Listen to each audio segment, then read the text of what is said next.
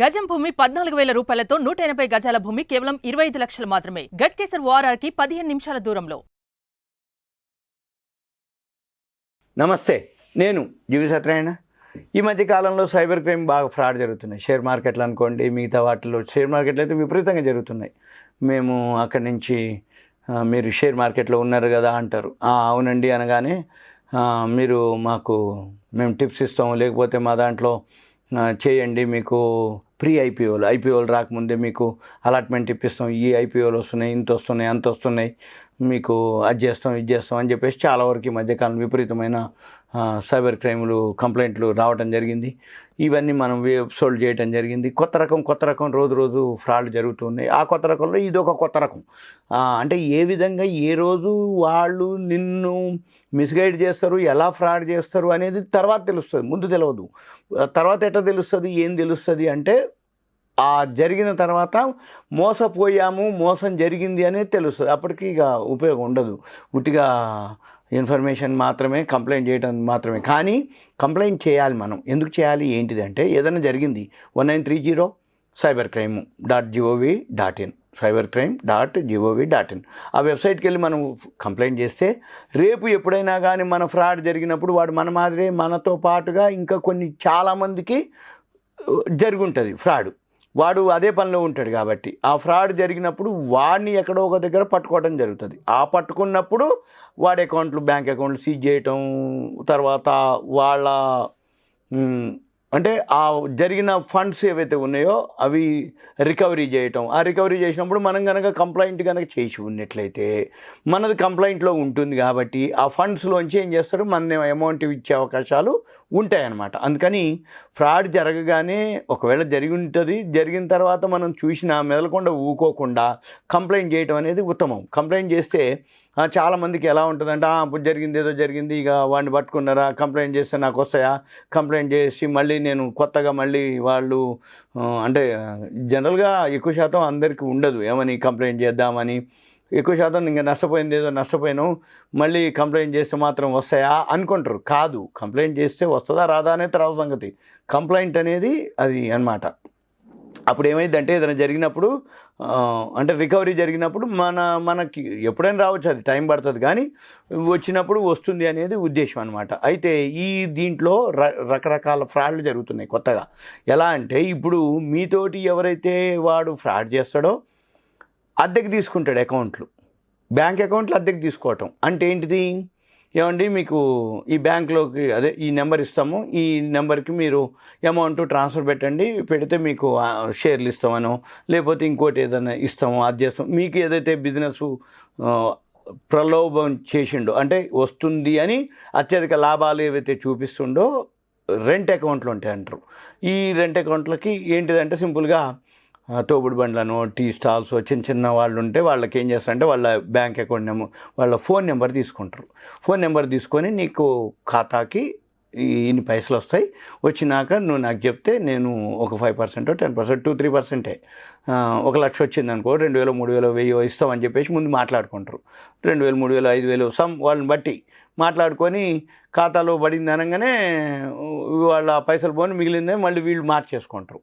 అంటే మళ్ళీ మనం ఒకవేళ కంప్లైంట్ చేసినా దొరికినా ఆ అకౌంట్లో పైసలు ఉండవు. ఏమన్నంటే నేను టీ స్టాల్ అండి, వాళ్ళు ఎవరు వచ్చిర్రండి, నా అకౌంట్ నాకు ఇంత ఇస్తా అన్నారు, సరే అన్న నేను నా అకౌంట్కి పైసలు వచ్చినాయి, వెమ్మటే వాళ్ళు వచ్చిర్రు, మళ్ళీ ట్రాన్స్ఫర్ చేసుకున్నారు, నాకు ఇంత ఇచ్చిర్రండి అని అంటారు. ఇక అప్పుడు ఏమవుతుంది, అసలు ఎవరైతే ఫ్రాడ్ చేసిన వ్యక్తి ఉన్నాడో వాడు దొరకడు. ఇక వాడు దొరకకుండా ఈ విధంగా చేస్తారు. అప్పుడు మళ్ళీ ఏం చేస్తారు, వీళ్ళు అక్కడి నుంచి తీగలాగుతారు అన్నట్టు. అంటే అతను ఎవరికి పోయినాయి, ఎలా తీసుకుండు, ఏ అకౌంట్కి వెళ్ళినాయి, మళ్ళీ అక్కడి నుంచి తీసుకొని అక్కడెక్కడో ఒక దగ్గర దొరుకుతారు అన్నట్టు. ఎక్కడ ఫ్రాడ్ జరిగినా ఎన్నాళ్ళలో ఉండదు కాబట్టి కొన్నాళ్ళ తర్వాత అయినా దొరుకుతారు. అది దొరికినప్పుడు మనకు కూడా పైసలు వస్తాయి, మనకి పెడితే. ఇప్పుడు ఇంకో రకమైన ఫ్రాడ్ ఏంటిది అంటే వర్క్ ఫ్రమ్ హోమ్ అనమాట. ఏం చెప్తారు, ఇప్పుడు డేటా దొరుకుతుంది. ఇప్పుడు హైదరాబాద్ ఎక్కడైనా కొన్ని పైసలు ఇచ్చేస్తే సాఫ్ట్వేర్ ఎంప్లాయీస్ డేటా అని, ఇప్పుడే బీటెక్ అయిపోయిన, ఎంబీఏ అయిపోయింది, బీకామ్ అయిపోయింది, డిగ్రీ అయిపోయింది, ఇప్పుడే అయిపోయిన అంటే స్టూడెంట్స్ డేటా దొరుకుతుంది. వాళ్ళు ఏం చేస్తారు, టెలికాలర్లను పెట్టి ఇప్పుడు మీరు అయిపోయింది కదా, జాబు మా దగ్గర ఉన్నాయండి, మీరు ఏం చేయొద్దు, వర్క్ ఫ్రమ్ హోమ్ జాబ్ ఇస్తాం, ఈ వర్క్ ఫ్రమ్ హోమ్ జాబ్లో మీరు సింపుల్గా ఒక మెసేజ్ వస్తుంది ఫస్ట్ మనకి, ఆ వాట్సాప్ మెసేజ్ వస్తుంది. దాన్ని చేయగానే మీకు వర్క్ ఫ్రమ్ హోమ్ ఆపర్చునిటీ ఉంది, మీరు దీని మీద లింక్ క్లిక్ చేస్తే మీకు 10,000 నుంచి ఒక 2 లక్షల వరకు మీకు శాలరీలు వస్తాయి, అవి ప్లాన్స్ ఉంటాయని చెప్తారు. చెప్పగానే ఓకే అని వీళ్ళు ఏం చేస్తారు, ఆ ప్లాన్స్ మీద క్లిక్ చేస్తారు. అయితే వాళ్ళు ఏం చేస్తారు, ఈ ప్లాన్స్ మీద క్లిక్ చేసినాక మీరు ఇన్నిసార్లు క్లిక్ చేయాలి, ఇంత చేయాలి, అంత చేయాలి అని చెప్తారు. అని చెప్పినాక ఇక కొన్నాళ్ళకి అంటే రోజు చేసినాక వాళ్ళకి ఏం చేస్తారు, మీకు ఇన్ని పైసలు వస్తాయి, అన్ని పైసలు వస్తాయి అని చెప్పేసి ఇక మొదలు పెడతారు. మీరు ఇంత పెట్టండి, అంత పెట్టండి అంటారు. ఇక వాళ్ళు ఏం చేస్తారు, ఇక ఇన్నిసార్లు క్లిక్ చేసినాక తర్వాత ఇక 50,000 అని, 10,000 అని, 20,000 అని, లక్ష అట్లా ఇస్తూ పోతారు. ఇక చివరికి ఒక దగ్గర మనం విత్డ్రా చేద్దామని అనుకుంటాం. మీరు చేస్తున్న కొద్దీ పైసలు వస్తాయని చెప్తారు. మళ్ళీ మీకు చేస్తున్న కొద్దీ పైసలు వస్తాయి, మీరు ఇంత కడితే ఇంత వస్తుంది, అంత వస్తుంది, క్లిక్ చేయండి అని చేపిస్తారు. ఇక చేపించి చివరికి ఏమవుతుంది, ఇక మనకు ఒక దగ్గర విత్డ్రా చేసుకోవాలని అనుకుంటాం. అక్కడ స్టార్ట్ అవుతుంది, అప్పటిదాకా నడుస్తుంటుంది. అప్పుడు విత్డ్రా చేద్దాం అనుకోగానే ఇంకా విత్డ్రా కాదు. విత్డ్రా కావాలంటే ఇక మనం ట్రై చేసినా అది ఉపయోగం ఉండదు. వెంబటే వాడేమంటాడు, వానికి అర్థమైపోద్ది ఇంకా విత్డ్రా కోసం మనం అడిగినామంటే ఇంకా ఆ ఫోను డిస్కనెక్ట్ అవ్వటం, ఇక తర్వాత వాళ్ళ నుంచి రెస్పాన్స్ ఉండదు అన్నట్టుగా. అప్పుడు వీళ్ళకి అర్థమైపోద్ది, ఓహో ఈనాడు వాట్సాప్ మెసేజ్లు నడుస్తుంది కానీ నేను పైసలు అడిగేటప్పటికి ఇది రెస్పాన్స్ లేదు, ఇక ఇన్ఫర్మేషన్ లేదు, ఈ వాట్సాప్ ఇదంతా కూడా ఫేక్ ఫ్రాడ్ అని అప్పటికి తెలుసుకుంటారు. అప్పటికి ఇక మనం పోయి సైబర్ క్రైమ్ కంప్లైంట్ చేయడం తప్ప ఏం లేదు. ఇటువంటివి ఏవైతే మీకు వస్తాయో, అయితే నేను చెప్పేది ఏంటిదంటే ఇటువంటివి చాలా వస్తుంటాయి. మనం ఎలా గుర్తుపట్టాలి, ముందే మోసం జరగకుండా ఎలా ఉండాలి అంటే ట్రూ కాలర్ పెట్టుకోవాలి. ట్రూ కాలర్ పెట్టుకొని కాల్ వచ్చేటప్పుడే రెడ్ కలర్లో వస్తుంది, ఒక రౌండ్ సింబల్ మాదిరి వచ్చి రెడ్ కలర్లో వస్తుంది. అంటే అది ఫేక్ ఫ్రాడ్ అనేది ఒకటి అర్థం. మీకు ఒకవేళ ఐడియా లేకపోతే మీ సాఫ్ట్వేర్ పిల్లలో ఎవరికైనా చెప్పి ఇట్లా ట్రూ కాలర్ పెట్టేసుకొని ట్రూ కాలర్ ద్వారా ఏ కాల్ అయితే వస్తుందో రెడ్ కలర్లో నెంబర్ వస్తుంది. ప్లస్ ఇంకోటి 91 కాకుండా ఇంకో వేరే నెంబర్ 22 అనో ఇంకెక్కడో వేరే డిజిట్స్ ఉంటాయి. ఆ డిజిట్స్తో కానీ రెడ్ కలర్లో ట్రూ కాలర్లో, లేకపోతే రెండోది వాళ్ళు కాల్ చేయగానే మీకు ఈ లింక్ వస్తుంది, ఆ లింక్ వస్తుంది, మీరు ఇంత చేస్తే అంత వస్తుంది, ఇంత వస్తుంది అని చెప్తూ ఉంటారు. అయితే మనం అది నమ్మకూడదు. ఎందుకు నమ్మకూడదు అంటే వాళ్ళు ఎవరో నీకు పరిచయం లేదు, రిలేటివ్ కాదు, ఫ్రెండ్ కాదు, నీకు ఎవరు ఏమీ తెలవకుండా నీకు ఒక ఆపర్చునిటీ నీకు చేస్తాను అనగానే మనం ఎలా నమ్మాలి గుడ్డిగా? అది నమ్మకూడదు అంటున్నా. నమ్మిన మోసపోయినట్టే, సింపుల్ అనమాట. ఇదంతా పాత కథ ఒకటి ఉంది, ముసలి పులిను దాని దగ్గర బంగారు కడియం ఉంటుంది. ఈ బంగారు కడియం ముసలి పులి ఏం చేస్తుంది, దాన్ని పోయే వాళ్ళందరికీ నేను ముసలిదాన్ని అయిపోయినా ఆహారం తీసుకోలేను కాబట్టి ఇగో ఈ బంగారు కడియం తీసుకొని నాకు ఆహారం తెచ్చిపెట్టని అట్లా ఆశ చూపిస్తుంది.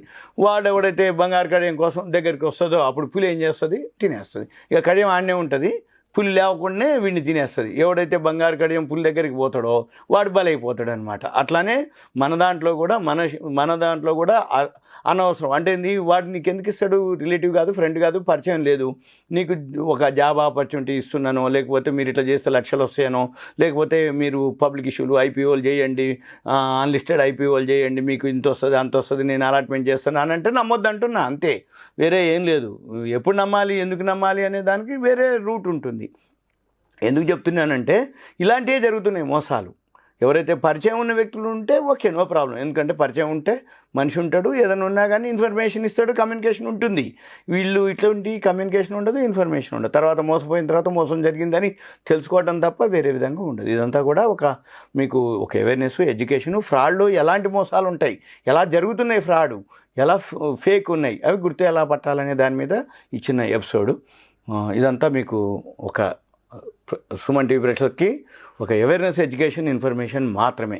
ఇంకా మీకు ఏదైనా ఇటువంటి అనిపిస్తే మీరు నాకు మీ పేరు, ఏరియా, వాట్సాప్ మెసేజ్ పెట్టి కంటెంట్ పెడితే నేను ఇంకా ఏమైనా ఉంటే చెప్తాను. ఇటువంటి ఏమైనా జరిగినప్పుడు మళ్ళీ మీకు నా దృష్టికి వచ్చినప్పుడు నేను మీకు ఇంకో వీడియోలో మళ్ళీ చెప్పడానికి వీలవుతుంది. ఓకేనా? Thank you. సెలవు.